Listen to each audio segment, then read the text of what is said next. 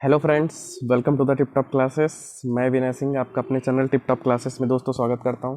दोस्तों आज सबसे पहले हम बात करते हैं आपको बहुत आज का दिन जो बहुत ही इम्पॉर्टेंट हम सबके लिए है। तो हैप्पी इंडिपेंडेंस डे। 74th जो है आपका इंडिपेंडेंस डे है। तो आपको जो है इंडिपेंडेंस डे की बहुत सारी शुभकामनाएं।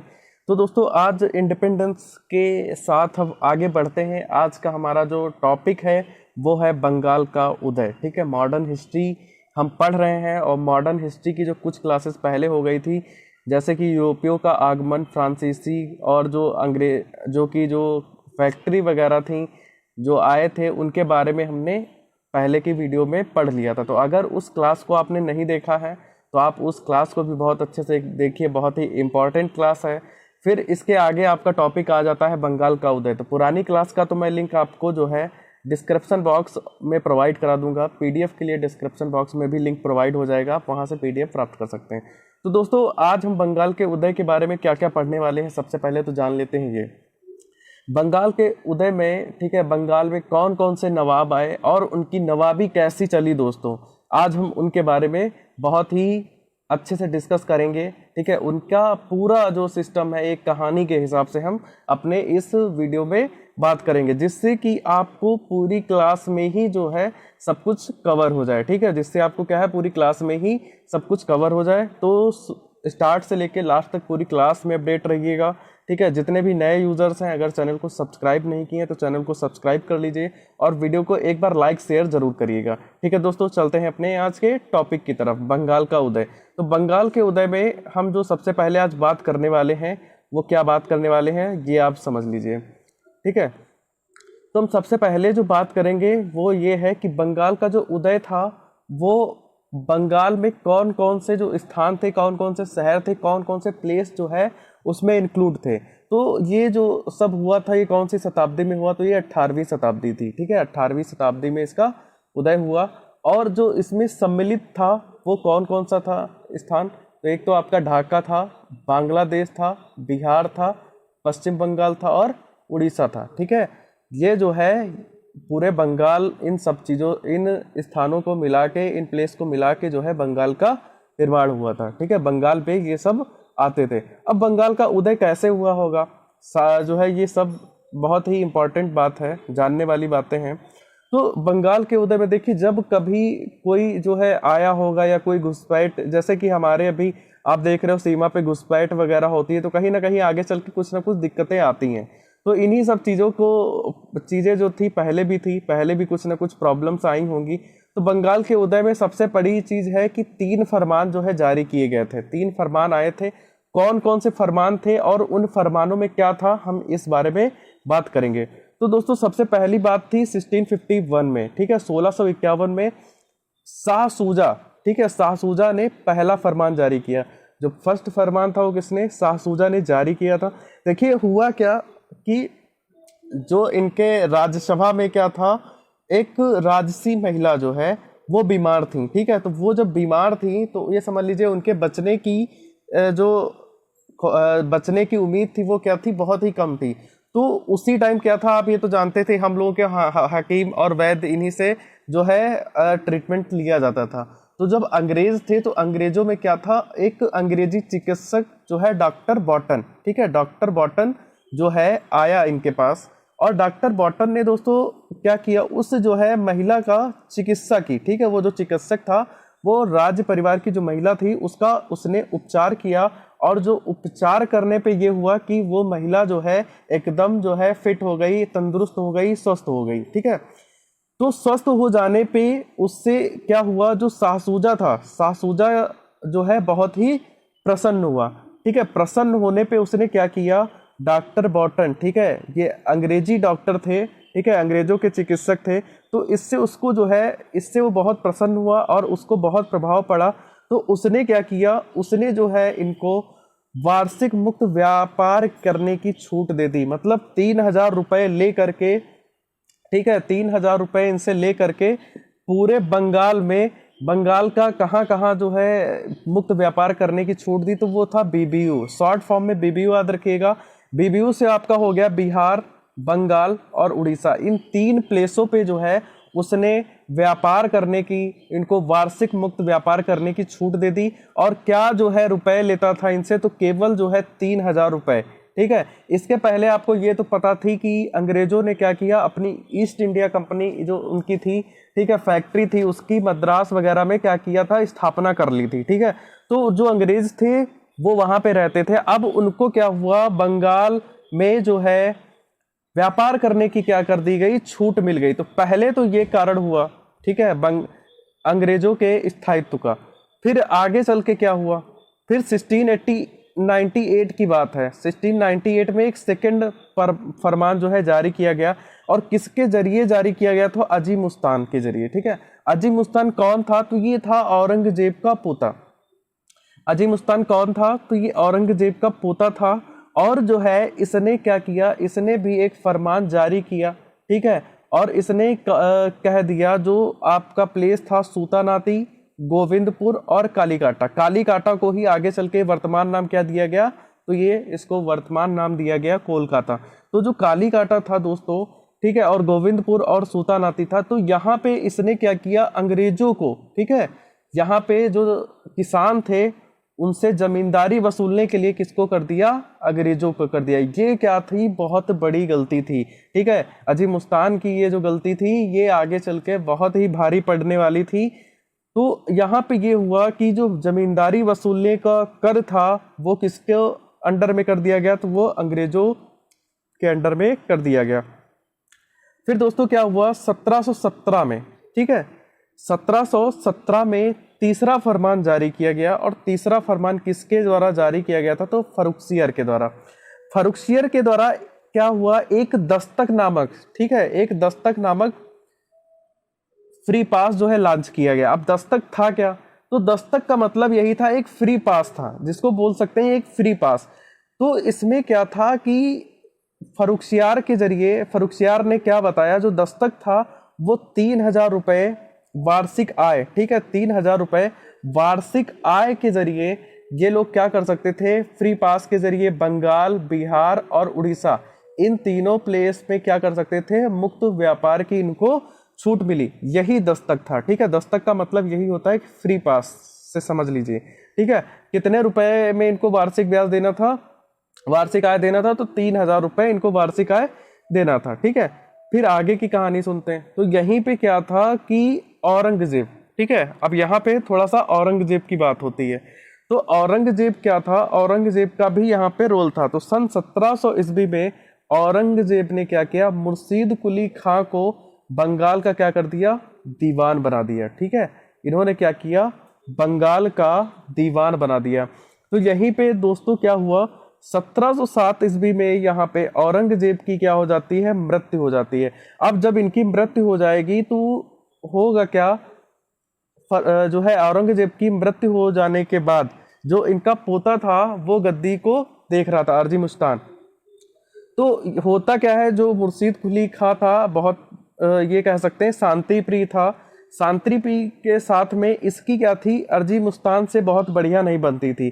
तो बहुत अच्छा ना बनने की वजह से इसने क्या किया, 1717 ईस्वी में, ठीक है, 1717 ईस्वी में इसने क्या किया, राजधानी जो इसकी थी उसको क्या है, ढाका से हटा करके मुर्शिदाबाद जो है कर लिया। ठीक है, मुर्शिदाबाद का ही दूसरा नाम था मकसूदाबाद। तो ये इंपॉर्टेंट टर्म्स है जो आपको याद रखना है कि जो मुर्शीद कुली खां था, मुर्शीद कुली खां ने क्या किया, 1707 ईस्वी में जो उसकी राजधानी थी उसको जो है ढाका से, ठीक है, ढाका से हटा करके मुर्शिदाबाद कर लिया। ठीक है, मुर्शिदाबाद कर लिया। और इसने क्या किया, सन 1719 में, ठीक है, 1719 ईस्वी में इसने उड़ीसा को क्या किया, उड़ीसा को बंगाल में शामिल कर लिया। 1719 ईस्वी में जो है इसने उड़ीसा को बंगाल में शामिल कर लिया था। अब जब बंगाल यहाँ पे शामिल हो गया तो जो उड़ीसा जब बंगाल में शामिल हो गया तो जिम्मेदारी और काम क्या हो जाएगा, बढ़ जाएगा। तो इसी चक्कर में फर्रुखसियर जो था उसने क्या किया, सन 1717 ईस्वी में उसने जो है मुर्शीद कुली खां को सूबेदार बना दिया, जो है यहाँ का क्या किया, सूबेदार बना दिया। अब यहाँ पे सूबेदार होने के कारण, क्योंकि ये शांतप्रिय आदमी था, तो इसने क्या किया, इसका जो है बहुत ज्यादा किसी से लेना देना या मतलब बहुत ज्यादा नहीं रखता था। इसने कुछ जो है जनता के हित में, अपने जो वहाँ के लोग रहते थे उनके हित में कुछ थोड़े बहुत काम भी किए। इसने एक प्रथा की शुरुआत की जिसको बोलते हैं इजारेदारी प्रथा। अब इजारेदारी प्रथा क्या थी दोस्तों, यहाँ पे ये भी सोचने वाली बात है। तो इजारेदारी जो प्रथा थी इसमें जो है किसानों को सहायता प्रदान की जाती थी। ठीक है, किसानों का क्या किया जाता था, तो किसानों को सहायता प्रदान की जाती थी। अब बात यहाँ पे ये करते हैं कि सहायता प्रदान की जाती थी, कौन सी सहायता प्रदान की जाती होगी, तो किसानों को क्या किया जाता था, ऋण देने की सुविधा थी। जो ऋण देने का जो है बहुत ही कम मूल्य पे उनको ऋण दिया जाता था, कम ब्याज पे जो है उनको क्या किया जाता था, ऋण दिया जाता था। इसी को क्या बोलते थे, इजारेदारी प्रथा। अब यहीं पे क्या हुआ दोस्तों, सन 1727 ईस्वी में क्या हुआ, जो मुर्शीद कुली खां था उसकी मृत्यु हो गई। ठीक है, मुर्शीद कुली खां का जो कुली खां था उसकी क्या हुई, मृत्यु हो गई। तो इसके मृत्यु हो जाने पे जो इसका दामाद था, दामाद कौन था, सुजाउद्दीन था। इसका जो दामाद था सुजाउद्दीन वो गद्दी पर बैठा, और कब बैठा, तो 1727 ईस्वी। और इसका शासनकाल कब से कब तक रहा, तो 1727 ईस्वी से 1739 ईस्वी तक। कब से कब तक रहा, तो 1727 ईस्वी से 1739 ईस्वी तक ये जो है गद्दी पर बैठा। अब इसने काम क्या किए होंगे, तो ये भी शांति प्रिय शासक था, इसने भी जो है अच्छे काम किए।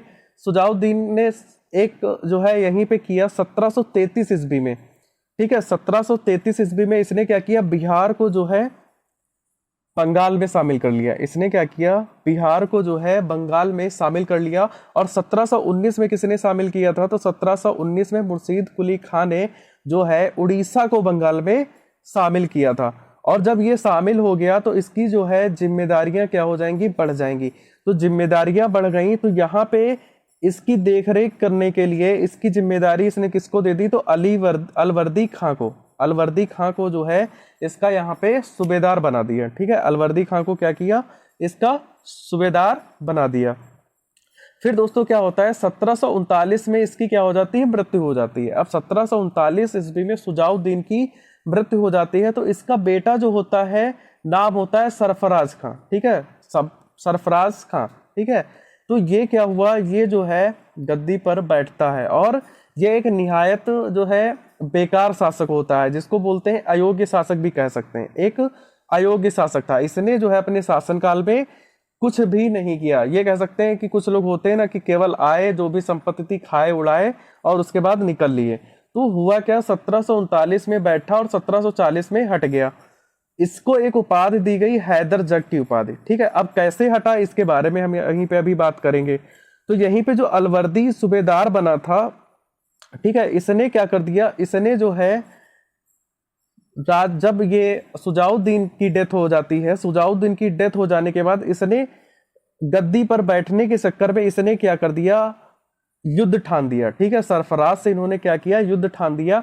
और 1740 ईस्वी में सरफराज खां को पराजित करके खुद जो है बंगाल की गद्दी पर, बंगाल के नवाब की गद्दी पर बैठ गया। ठीक है, बंगाल का नवाब बन गया।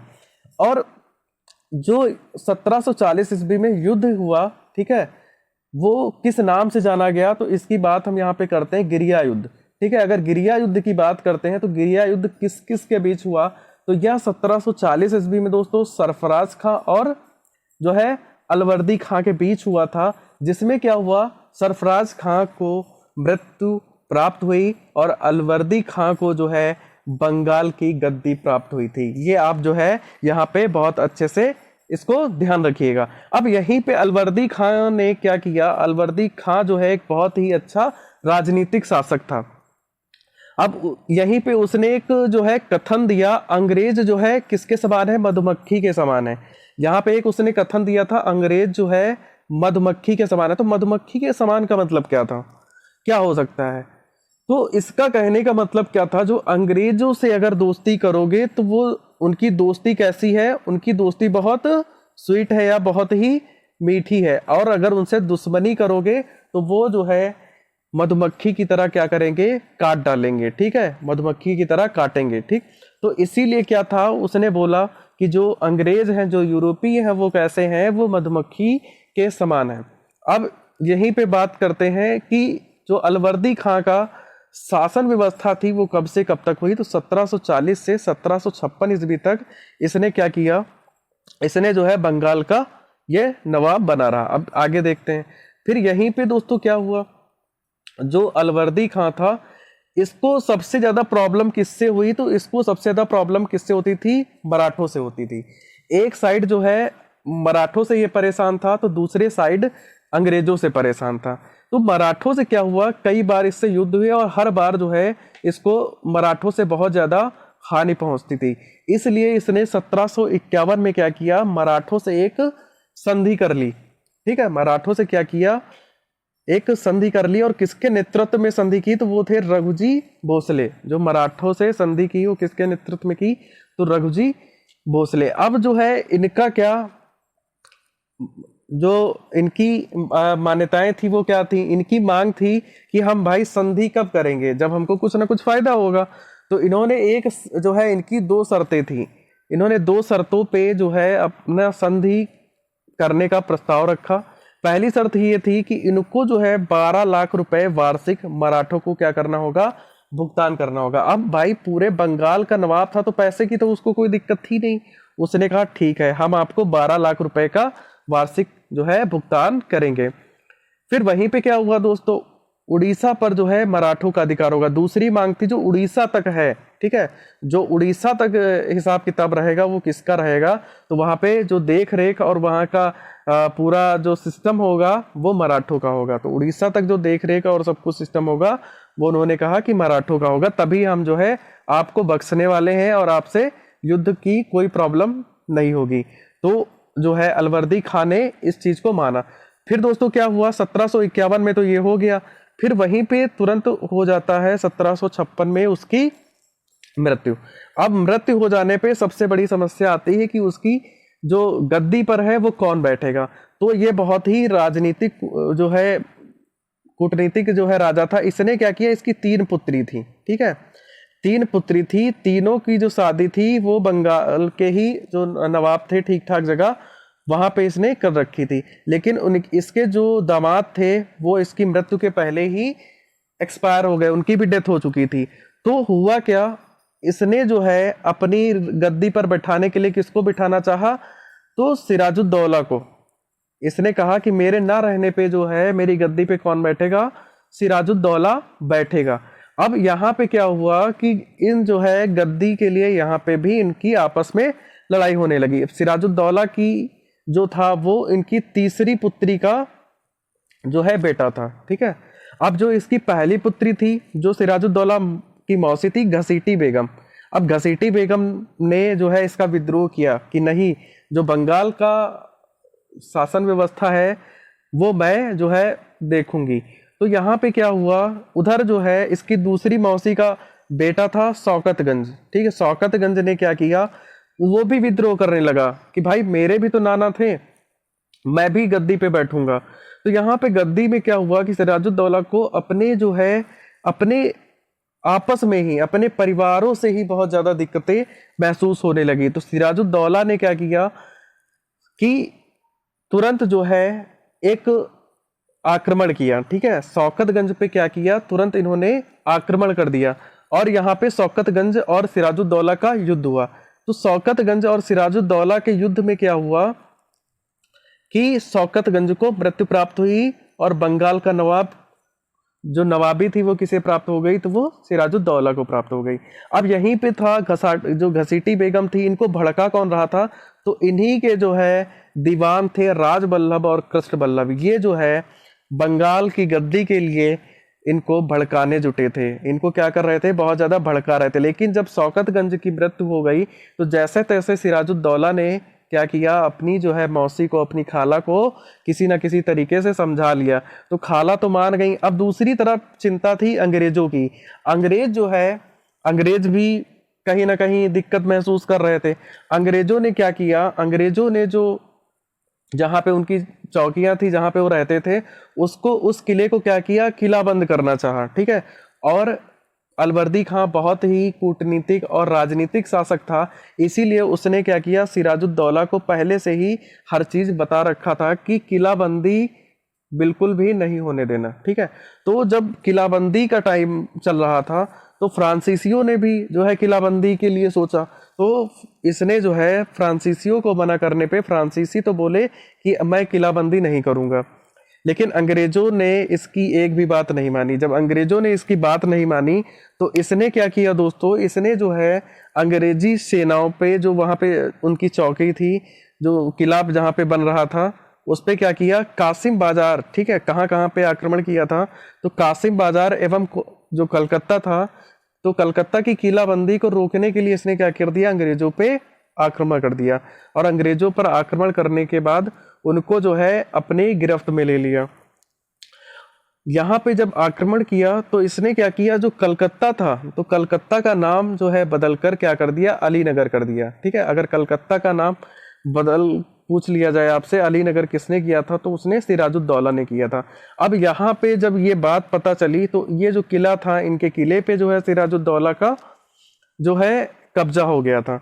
अब जब मद्रास को ये बात, मद्रास में क्योंकि उनकी जो है ईस्ट इंडिया कंपनी वहाँ पे थी, फैक्ट्री था तो थी, तो वहाँ पे जो है अंग्रेजी जो सेना थी वो बड़ी ज़्यादा मात्रा में थी। जब उनको इस चीज़ की जानकारी हुई तो वहाँ से जो है तुरंत क्या किया गया, सेना भेज दी गई। एक तो नौसेना भेजी गई और एक जो है पैदल सेना भेजी गई।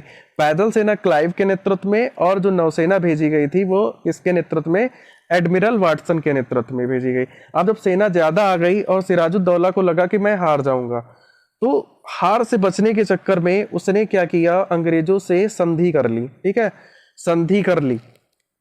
और वहीं पे क्लाइव ने क्या किया कि ये जो है इससे बदला लेना चाहा, तो क्लाइव जो है, जो पैदल सेना का नेतृत्व कर रहा था, उसने कहा कि मेरी कुछ शर्तें हैं, मैं तभी जो है आपसे संधि करूंगा। तो बोला, सिराजुद्दौला ने कहा कि आपकी कौन सी शर्तें हैं, मुझे आपकी शर्तें मंजूर हैं। तो कौन कौन सी शर्तें बताई यहाँ पे, तो अंततः क्या हुआ, 1757 ईस्वी में जो है अलीनगर की एक संधि हुई। अब इस संधि में क्या क्या हुआ ये यहाँ पे देखते हैं। पहली तो थी मुक्त व्यापार, मतलब जो ये मुक्त व्यापार कर रहे थे, इन्होंने कहा मुझे मुक्त व्यापार करने की छूट दी जाए, हम पहले की तरह जो है पूरे बंगाल में क्या करेंगे, मुक्त व्यापार करेंगे। ठीक है, फिर उन्होंने कहा कि मुझे सिक्के ढालने की अनुमति दी जाए, हम जो है अब सिक्के ढालेंगे। फिर इनकी एक शर्त थी, चीनी जो वस्तुएं थी इनकी, उसे क्या किया जाए, वापस किया जाए। ठीक है, और ये भी साथ में था जो कलकत्ता की थी वो किलेबंदी। ठीक है, तो इन सारी शर्तों को अब जो है सिराजुद्दौला के पास क्या थी, मजबूरी थी, इसलिए मजबूरी में जो है इन शर्तों को मानना पड़ा और यहीं पे क्या हुआ, अलीनगर की संधि हो गई। तो दोस्तों अब इसके आगे एक बहुत इंपॉर्टेंट आपका टॉपिक आ जाता है, जो प्लासी का युद्ध हुआ था। तो प्लासी का युद्ध क्यों हुआ, किस लिए हुआ, ठीक है, क्या उसके कारण थे, तो दोस्तों नेक्स्ट क्लास में इसके बारे में हम जरूर डिस्कस करेंगे। अगर आपको ये क्लास बहुत अच्छी लगी तो दोस्तों ज़्यादा से ज़्यादा अपने कॉन्टेक्ट में शेयर ज़रूर करिएगा। ठीक है, और जो है शेयर करने के साथ साथ अगर आप ये पीडीएफ को भी चाहते हैं तो पीडीएफ भी जो है आपको मिल जाएगी। और बहुत जल्दी, जैसे आपका जो क्विज पेपर चल रहा था, प्रैक्टिस चल रहे थे क्वेश्चनों की, जो इतिहास महासंग्राम के नाम की सीरीज चल रही थी, तो आप उसको भी कंटिन्यू देखते रहिए। उनमें जो है इससे रिलेटेड, इस टॉपिक से रिलेटेड आपको क्वेश्चन मिलते रहेंगे। ठीक है, तो वहां से भी आप जो है इसकी प्रैक्टिस भी करते रहिए। तो दोस्तों जल्दी ही मिलेंगे एक नई क्लास के साथ, तब तक के लिए दोस्तों नमस्कार।